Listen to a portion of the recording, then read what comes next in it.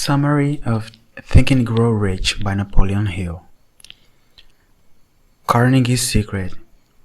If you are able to plant an idea, desire, plan, or belief in your subconscious mind for long enough, it will materialize in your life by following your sixth sense. It can be done by following these steps. 1. Knowing what you want. 2. Having a burning desire for its accomplishment. 3. Believing you can achieve what you want. 4. Being persistent until the completion of the desire, plan, belief, or idea. The 13 principles are what will guide you through these 4 steps, and this secret can only be fully understood by mastering these principles. Chapter 1. A word from the author. Any person can achieve greatness if they understand the philosophy of success and the steps required to achieve it. A man who cannot reach a decision promptly once he has all the necessary facts cannot be depended upon to carry through any decision he may make.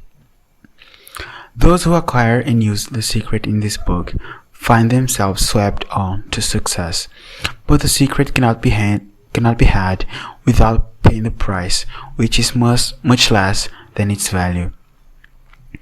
The secret cannot be given away and cannot be purchased for money. Unless you are intentionally searching for the secret, you cannot have it at any price, because the secret comes in 2 parts, and in order to get it, one of those parts must be already in your possession. It has nothing to do with education. The secret is more important for self-determination than anything you receive through education. Achievement and all earned riches have their beginning in an idea. Chapter 2. Thoughts are things. Thoughts are powerful things when they are mixed with definiteness of purpose, persistence, and a burning desire for their translation into riches or other material objects. When a man really desires a thing so deeply that he's willing to stake his entire future on a single turn of the wheel in order to get it, he's sure to win. Barnes was constantly intensifying his desire to become the business associate of Edison. When one is truly ready for a thing, it puts its appearance. One of the tricks of opportunity is that it has a habit of slipping in by the back door, and often comes disguised in the form of misfortune or temporary defeat. That's why many people often fail to recognize opportunity. This is a great asset. The definite knowledge that an intangible impulse of thought can be transmuted into material rewards by the application of known principles. One should not quit due to temporary defeats. An inventor may fail 1,000 times. If he succeeds, he is in. Failures are just practice shots. The 13 principles work individually or together as catalysts for ideas or plans. The 13 principles are the practical means of creating ideas. When riches begin to come, they come so quickly and in so great abundance that you will wonder where they've been hiding all those lean years. Riches begin with a state of mind, definiteness of purpose, with little or no hard work.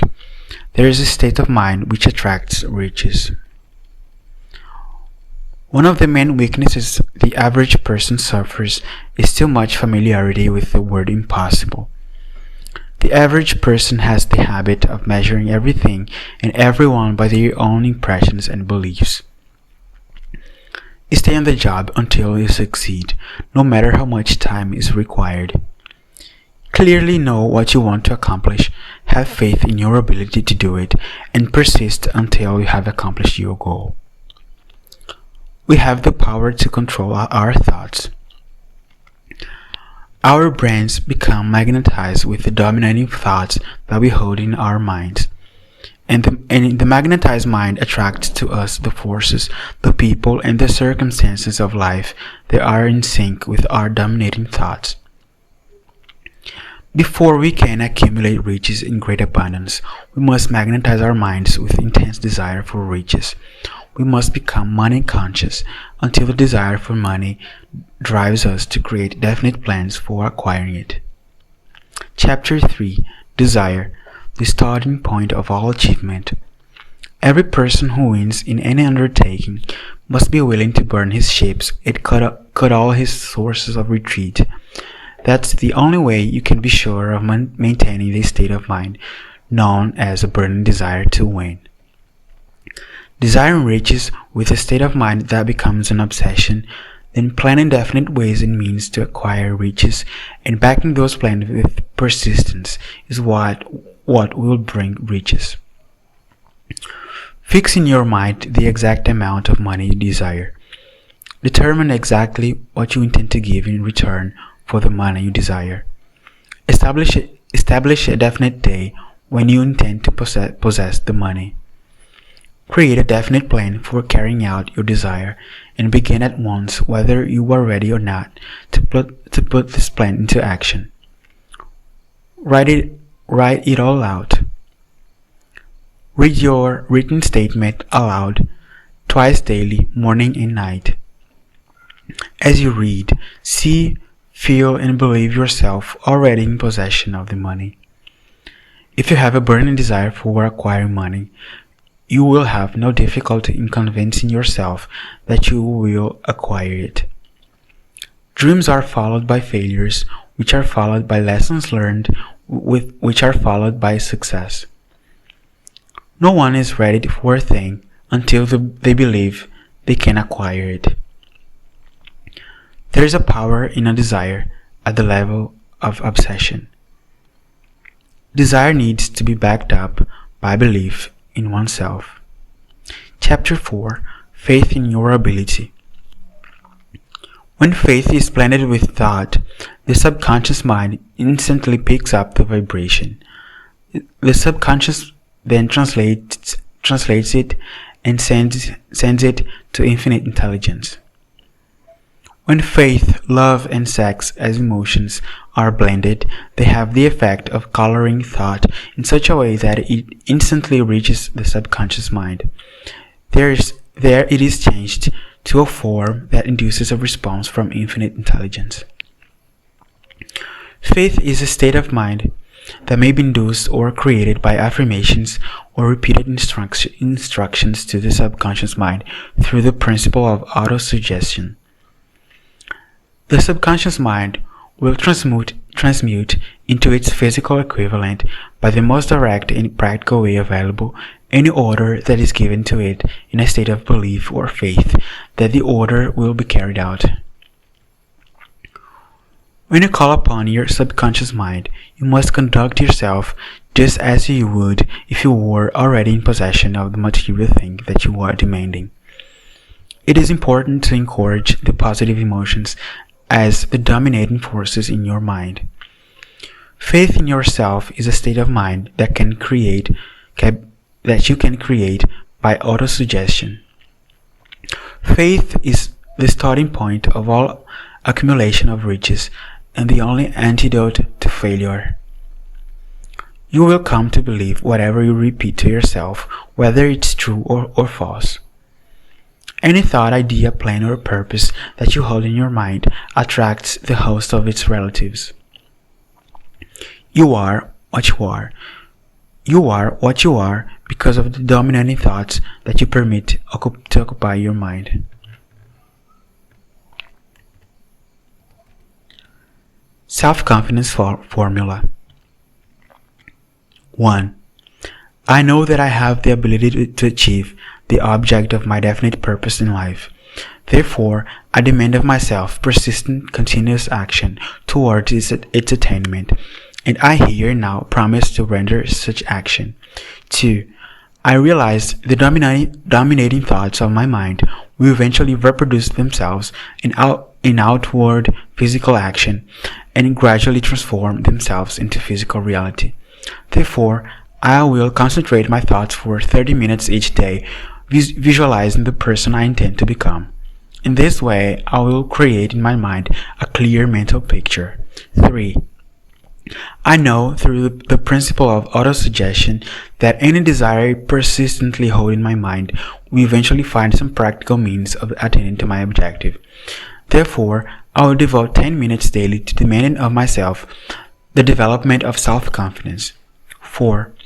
I have clearly written down the description of my definite chief aim in life, and I will never stop trying until I have developed sufficient self-confidence for its attainment. 5. I fully realize that no wealth or position can last unless built upon truth, and justice. Therefore, I will not engage in any transaction that does not benefit all whom it affects. I will succeed by attracting to myself the forces I wish to use in the cooperation of others. I will persuade others to help me because of my willingness to help others. I will eliminate hatred, envy, jealousy, selfishness, and cynicism by developing love for all humanity, because I know that a negative attitude toward others can never bring me success.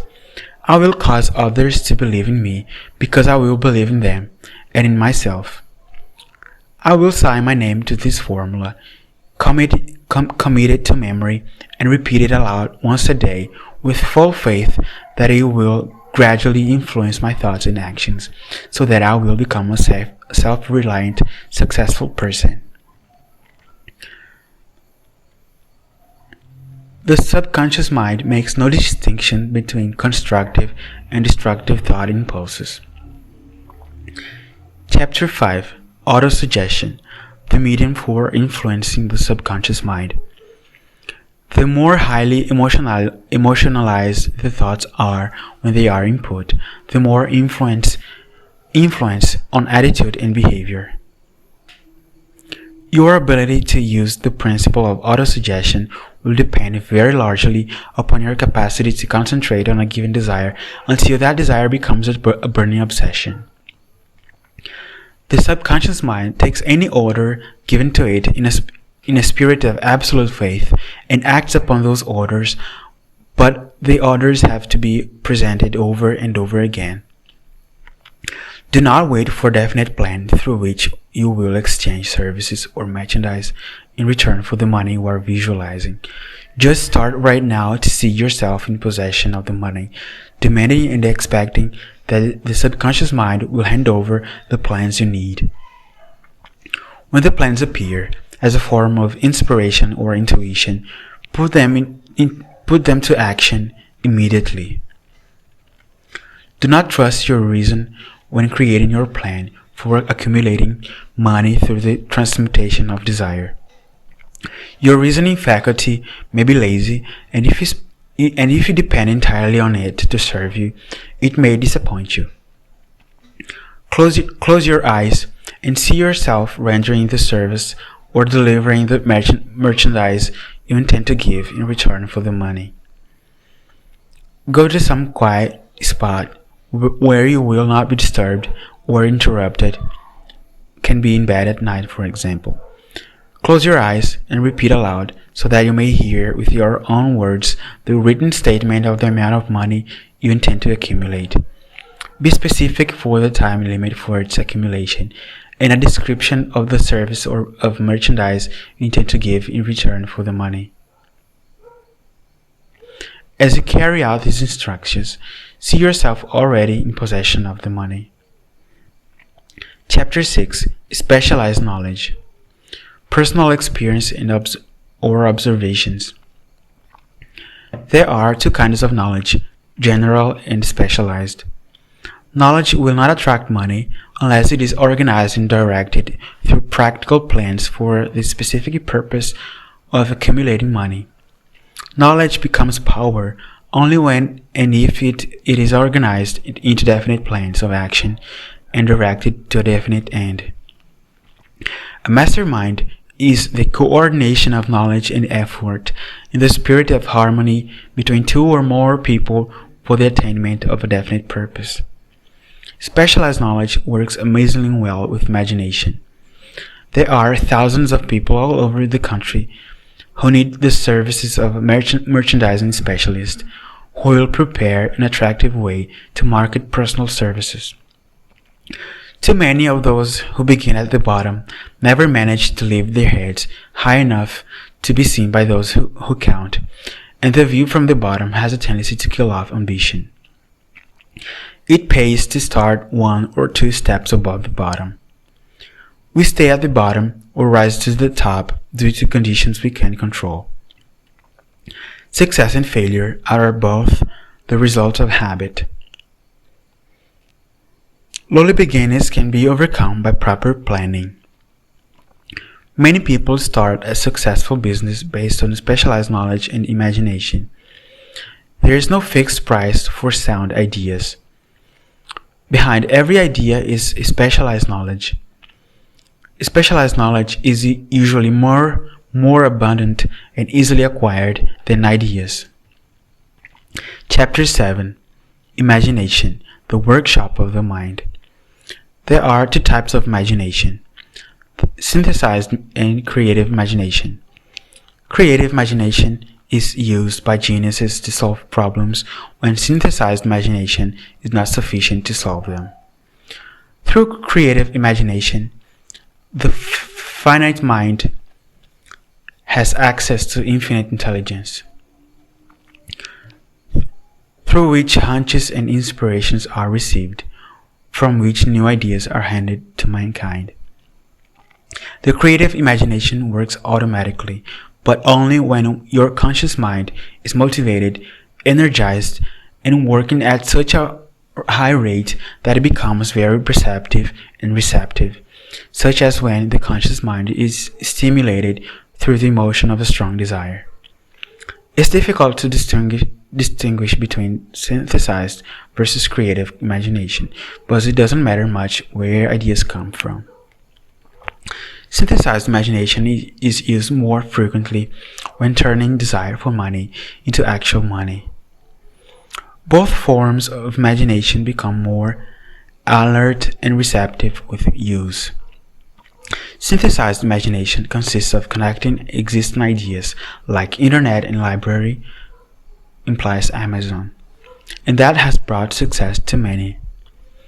Ideas can be purchased and sold. Ideas can be transmuted into cash through the power of definite purpose and definite plans.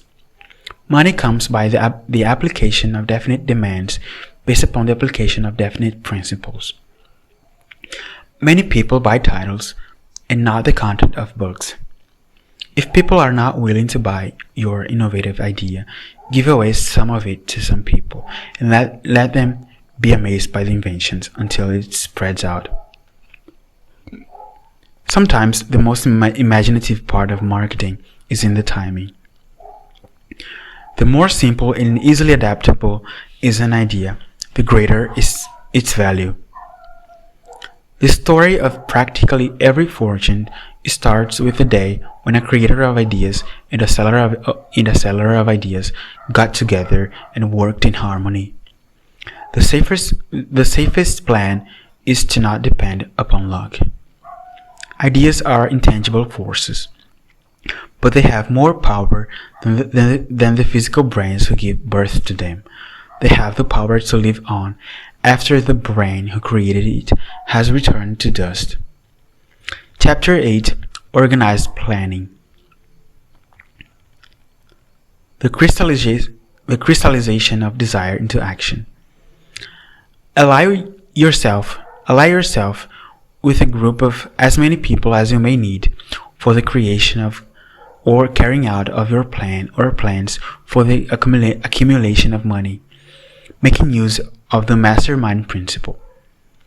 Before forming your mastermind alliance, decide what advantages and benefits you may offer the individual members of your group in return for their cooperation, which may not necessarily be in the form of money. Arrange to meet with the members of your mastermind group twice a week, and more often if possible, until you have jointly perfected the necessary plan or plans for the accumulation of money. Maintain perfect harmony between yourself and every member of your mastermind group. To ensure success, you must have plans that are faultless. Every plan you adopt for making money should be the joint creation of yourself and every other member of your mastermind group. You may originate your own plans, either in whole or in part, but see that those plans are checked and approved by the members of your mastermind alliance. If your plan fails, try another one until you find a plan that does work. Your achievement can only be as good as the plans you make. When you begin to select the members of your mastermind group, choose those that do not take defeat seriously. Practically all the great fortunes began either from selling personal services or from the selling of ideas. Most great leaders became great because they were intelligent followers. Followers have the opportunity to acquire knowledge from the leader. Factors of leadership are unwavering courage, based upon knowledge of yourself and your occupation. 2. Self-control. 3. Keen sense of justice and fairness. Without it, no leader can maintain respect from the followers. 4. Definiteness of decision. 5. Definiteness of plans. That is, planning their work and not doing just guesswork. 6. The habit of doing more than paid for, which includes doing more than required of their followers. 7. A pleasant personality. 8. Sympathy and understanding. 9. Mastery of detail of the leader's position. 10.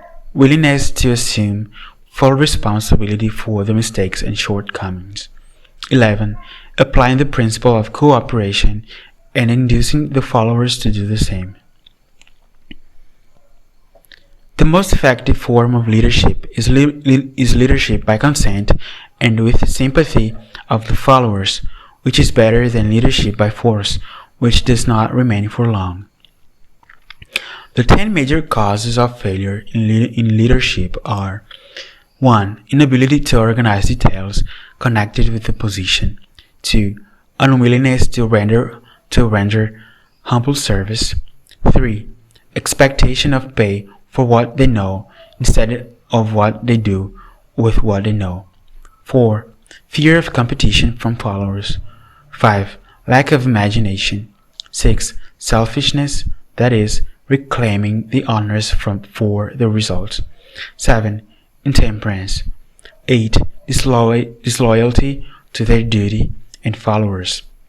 9.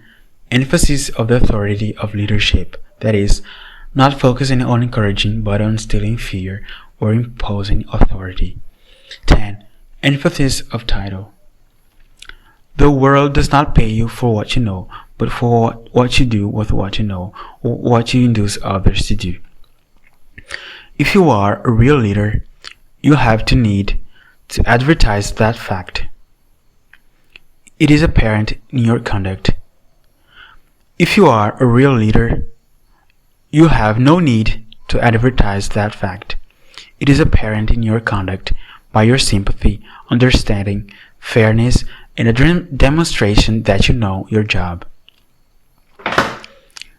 You manage things, you lead people. Quality plus quantity plus the proper spirit of cooperation equals perfect salesmanship of service. Quality of service means the performance of every detail in connection with your position in the most efficient manner possible, with the object of greater efficiency always in mind. Quantity of service means the habit of rendering all the service of which you are capable at all times, with the purpose of increasing the amount of service rendered as you develop greater skill through practice and experience. Spirit of service means the habit of agreeable, harmonious conduct, which will induce cooperation from associates and fellow employees. The 31 major causes of failure are: unfavorable hereditary background, that is, brain power, which can be resolved by the use of a mastermind alliance. 2. Lack of a well-defined purpose in life. 3. Lack of ambition to aim above mediocrity. 4. Insufficient education. 5. Lack of self-discipline, which comes from self-control. 6. Ill health, due to overeating of junk food, negative thinking, overindulgence in sex, lack of physical exercise, or improper breathing. 7. Unfavorable environmental influences in childhood, that is, criminal tendencies. Example, criminal tendencies. 8. Procrastination. 9. Lack of persistence. 10. Negative personality. 11. Lack of control of sexual urges. 12. Uncontrolled desire for something for nothing, that is, gambling instinct. 13.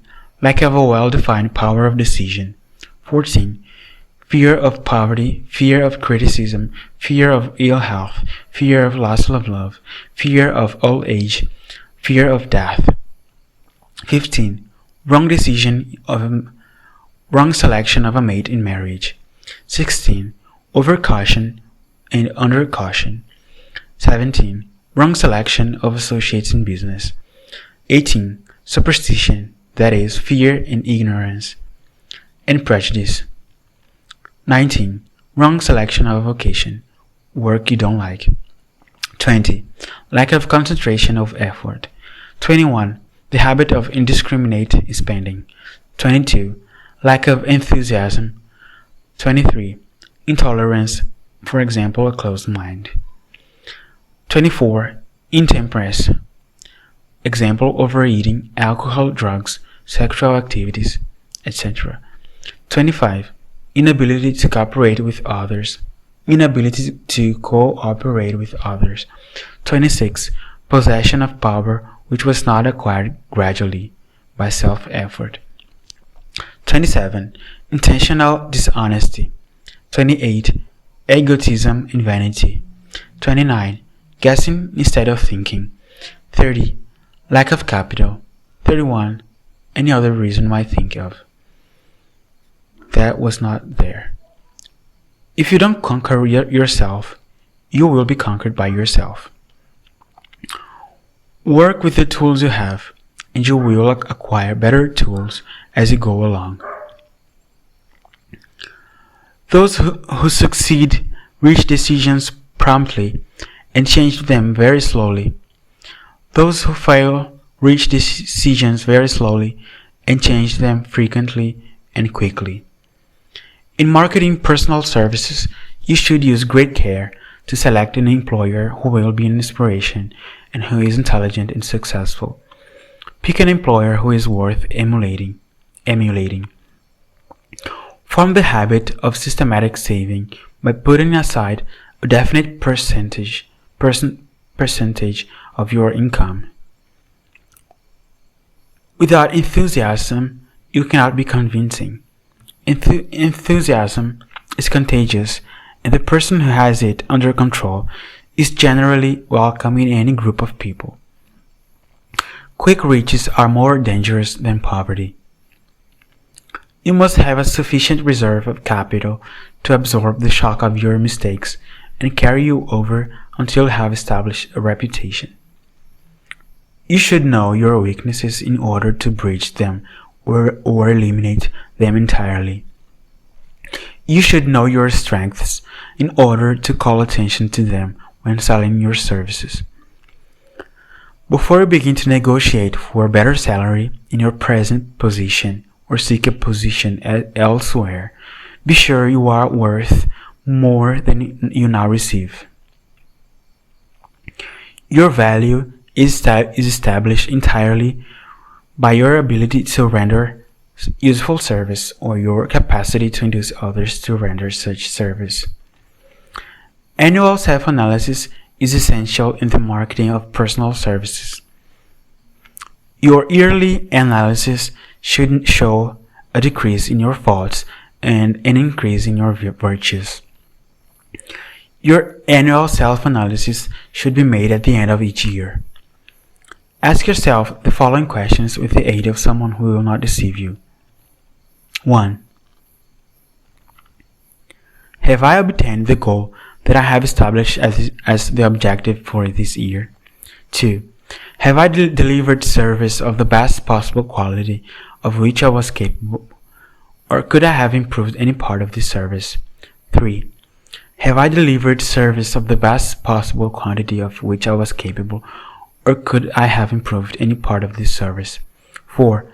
Has the spirit of my conduct been harmonious and cooperative at all times? 5. Have I permitted the habit of procrastination to decrease my efficiency, and if so, to what extent? 6. Have I improved my personality, and if so, in what ways? 7. Have I been persistent in following my plans through completion? 8. Have I reached decisions promptly and definitely on all occasions? 9. Have I permitted any of the basic 6 fears to decrease my efficiency?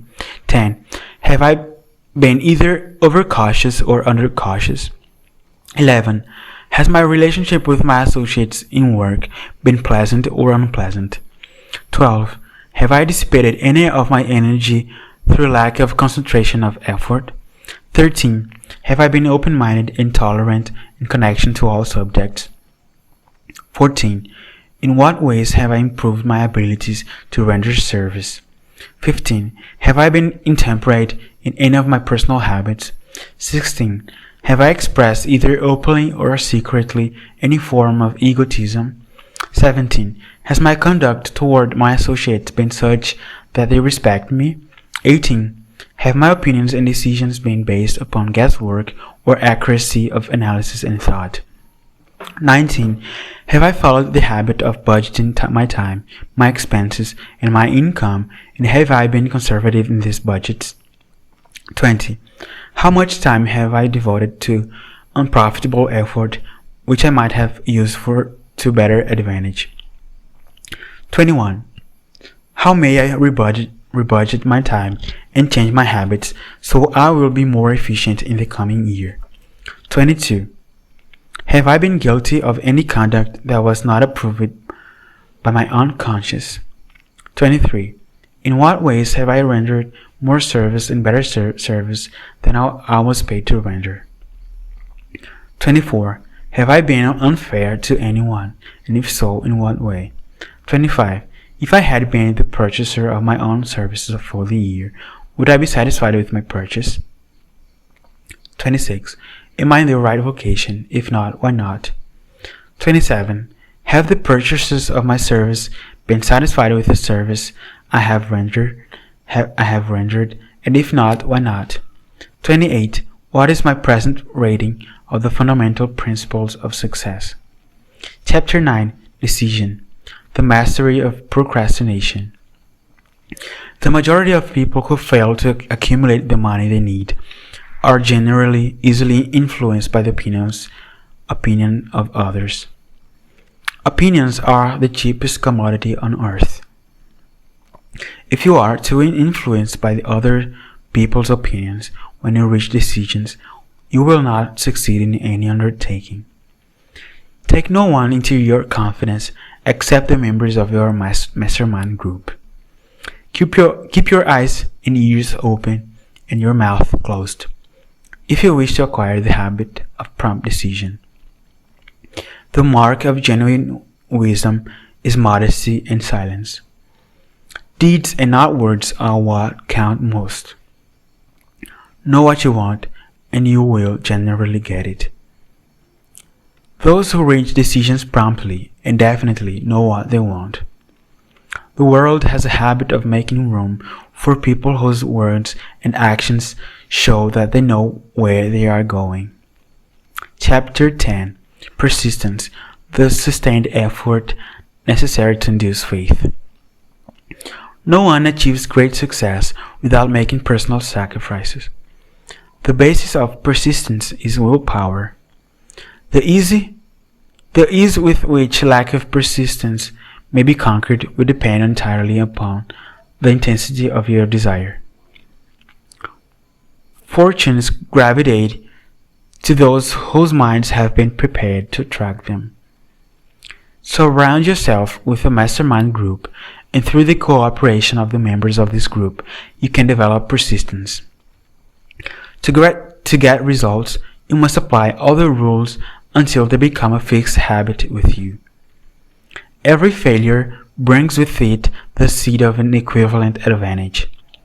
Knowing what you want is the first step toward the development of persistence. Definiteness of organized plans encourages persistence. Accurate knowledge, that is, knowing that your plans are sound, based on experience or observation, encourages persistence. Sympathy, understanding, and cooperation with others tend to develop persistence. The habit of concentrating your thoughts on making plans to attain your definite purpose leads to persistence. Persistence is the direct result of habit. Most ideas are stillborn. To grow, ideas need the breath of life injected into them through definite plans and immediate action. The time to nurse an idea is at the time of its birth. The only break one can afford to rely on is a self-made break, which comes through the application of persistence, where the starting point is definiteness of purpose. Lucky people are people who remember the good things that happen in their lives. Lucky breaks are something you can control by putting yourself in luck's way and making people want to help you because they believe that you deserve their help. Chapter 11. The Power of the Mastermind. Power here means organized effort, sufficient to enable an individual desire into its monetary equivalent. Power is essential for success and accumulation of money. Power is necessary to keep the money. The sources of knowledge are infinite intelligence, accumulated experience of humanity, experiment, and research. The mastermind is defined as coordination of effort and knowledge in a spirit of harmony between two or more people for the attainment of a definite purpose. Economic power is created by any person who surrounds him or herself with advice, counsel, and personal cooperation of a group of people who are willing to lend him or her wholeheartedly in a spirit of perfect harmony. Psychic power. No two minds ever get together in harmony without creating a third, invisible, intangible force which may be likened to a third mind. Carnegie's strength was his ability to get others to work together in perfect harmony toward achieving a common goal. When a group of individual minds are coordinated and function in harmony, the increased energy created through that alliance becomes available to every individual mind in the group. Two qualities for each member of the mastermind are being capable of doing the job, being able to work in a spirit of harmony. Pay more attention to body language than words. Be sensitive to what is not being said. Don't try to force the group along too quickly. Wealth will have the most appeal to the members of the group. Be fair and generous in your offer. Recognition and self-expression must be equally important for some members. Arrange to meet with the members of your mastermind at least twice a week. The first meeting is to sort out strengths and weaknesses and fine-tune your plans. As your mastermind matures and harmony grows among the members, you'll find that the meetings create a flow of ideas into every member's mind. Don't let the meetings become so regular and formalized that they inhibit phone calls and other less formal contact. Create a non-threatening environment and explore all ideas with equal interest and concern for the originator's feelings. No member should seek unfair advantage at the expense of others. You must inspire confidence in your members. A mastermind alliance with the person you love most deeply is of untold importance.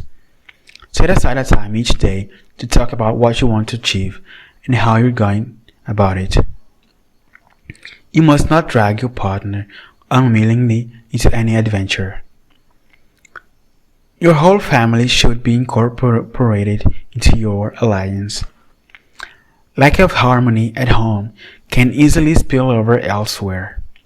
Chapter 12: Sexuality, Charisma, and Creativity. People are influenced more by feelings than by reason. The stimuli to which the mind responds more freely are by order of influence. The desire for sexual expression. Love, a burning desire for fame. Power or financial gain. Money. Music. 4. Music. 5. Close friendship and admiration. 6. A mastermind alliance. 7. Mutual suffering. 8. Autosuggestion. 9. Fear. 10. Alcohol and drugs. When harnessed and redirected, the desire for sexual expression can be used as a powerful creative force in literature, art, and other pursuits, including the accumulation of riches. Individuals who are most confident sexually are the most efficient salespeople.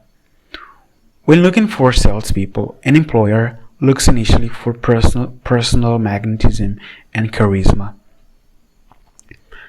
Sexual energy may be communicated to others by handshake. 2. Tone of voice. 3. Posture and carriage of the body. 4. Vibrations of thought through personality. 5. Clothing and style. Practically every great leader was inspired and motivated by a lover. When driven by the emotion of love and sexuality, people become gifted with a superpower for action. Sexual transmutation has the secret to creative ability. People attain the status of genius only when and if they stimulate their mind, so they can draw upon the forces available through the creative faculty of imagination. A definition of genius might be someone who has discovered how to increase the intensity of thought to the point where that person can fully communicate with sources of knowledge not available through the ordinary rate of thought. The sixth sense is the faculty that remarks the difference between a genius and an ordinary individual. The great artists, writers, musicians, and poets become great because they acquired the habit of relying upon the still, small voice that speaks from within through their creative imagination. Stimulation in excess through alcohol or drugs or overindulgence in sexual expression is a destructive form of intemperance. The major reason why many people do not succeed early in life is their tendency to dissipate their energies through overindulgence. Love, romance, and sex are emotions capable of driving people to heights of superior achievement. When combined, they may lift you to an altitude of a genius. Love may come and go many times without number, but there are no two love experiences that affect you in just the same way. Even the memories of love can lift you and stimulate your mind. Marriages or committed relationships that are not blessed with love, properly balanced with sex, cannot be happy ones and seldom endure. Love alone will not bring happiness, nor will sex alone. Love is life's greatest experience. It can bring you into communion with infinite intelligence. Encourage the presence of the positive emotions as the dominating thoughts in your mind and discourage all the destructive emotions. Control your mind. Control of your mind comes from persistence and habit. When any negative emotion presents itself in your mind, it can be transmuted into a positive or constructive emotion by the simple procedure of changing your thoughts. Chapter 13. The Subconscious Mind, the Connecting Link. The subconscious mind consists of a field of consciousness in which every impulse of thought that reaches the conscious mind through any of the five senses is classified and recorded. Those desires that have been mixed with emotional feeling and faith in your ability are the ones that are strongest. Therefore, they are the first to which the subconscious mind responds. You cannot entirely control your subconscious mind, but you can hand over to it any plan, desire, or purpose that you wish transformed into concrete form. Every day, all sorts of thought impulses are reaching your subconscious mind without your knowledge. Right now, you should be specifically trying to shut off the flow of negative thoughts. Right now, you should be specifically trying to shut off the flow of negative impulses and actively working on influencing your subconscious mind through positive impulses or desire. When you achieve this, you will unlock the doors to your subconscious mind, and you will control the door so completely that no undesirable thought may influence your subconscious mind. When giving instructions to your subconscious mind, you should permit the positive emotions and avoid the negative ones. The 7 major positive emotions are 1. Desire, 2. Faith, 3. Love, 4. Sex, 5. Enthusiasm, 6. Romance, 7. Hope. The 7 major negative emotions are 1. Fear, 2. Jealousy, 3. Hatred, 4. Revenge, 5. Greed, 6. Superstition, 7. Anger. Positive and negative emotions cannot occupy the mind at the same time. Form the habit of applying and using positive emotions. Eventually they will dominate your mind so completely that the negative cannot enter it. You can control your thoughts to control your habits. Chapter 14. The Brain, a broadcasting and receiving station for thought. Every human brain is capable of picking up vibrations of thought that are being released by other brains, which are received in as hunches and flashes of intuition. When it is stimulated or stepped up to a higher rate of vibration, the mind becomes more receptive to thoughts that reach it from outside sources.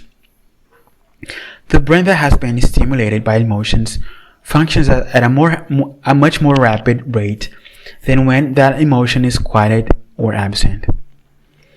The ideal conditions under which the mind can be stimulated so that the sixth sense can be made to function in a practical way is sitting down at a conference table, clearly stating the nature of the problem, then beginning to discuss it, with each person contributing to whatever thoughts may occur. Chapter 15. The Sixth Sense, the Door to the Temple of Wisdom. Through the sixth sense, infinite intelligence may and will communicate voluntarily without any effort from or demands by the individual. The sixth sense is creative imagination.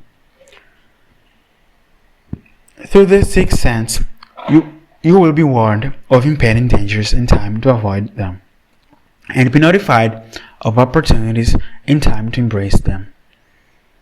As you develop your sixth sense, it is almost as though a guardian angel comes to you to be of help and assistance.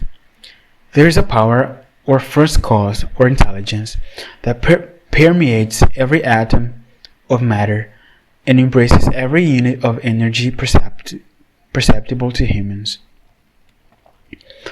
One of the best things to being truly great is to emulate the great, act like them, be like them, feel like them. Any emergency that arouses the emotions and causes the heart to beat more rapidly may bring the sixth sense into action. The sixth sense is something that one can take off. The sixth sense is not something one can take off and put on at will. Ability to use this great power comes slowly through application of the other principles outlined in this book. Chapter 16. The Six Ghosts of Fear. The sixth sense will never work under indecision, doubt, or fear. Some fears may be hidden in the subconscious mind, making them difficult to locate and even more difficult to eliminate. The most common fears are, in order of appearance: fear of poverty, 2. Fear of criticism, 3. Fear of ill health, 4. Fear of loss of love, 5. Fear of old age, 6. Fear of death. This is the end.